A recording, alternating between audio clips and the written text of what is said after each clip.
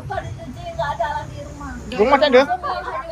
Rumah kami. Apa Ah, hanyut. Rumah hanyut. semua.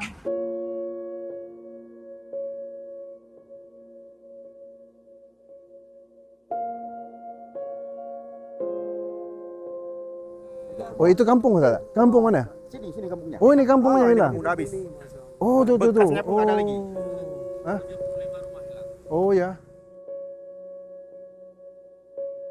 Kita berada di kampung Balai Panah. Balai Panah. Balai Panah, Kabupaten Beron, Aceh. Iya. Seperti yang disebut oleh kepala desa tadi. Iya. Di tebing sungai ini telah runtuh dan ada sebanyak 75 buah rumah telah hilang. Dan inilah Kondisi kalau sekarang. kita tengok kondisinya, sungai yang sangat luas.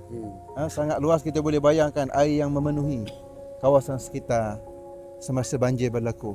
Jadi di sini kami Muslim Care Malaysia akan menyerahkan sumbangan berbentuk keperluan harian dan juga sedikit wang tunai kepada penduduk kampung, masyarakat sekitar yang terlibat dengan banjir, dan insya-Allah mudah-mudahan sumbangan ini meringankan sedikit beban mereka, insya-Allah.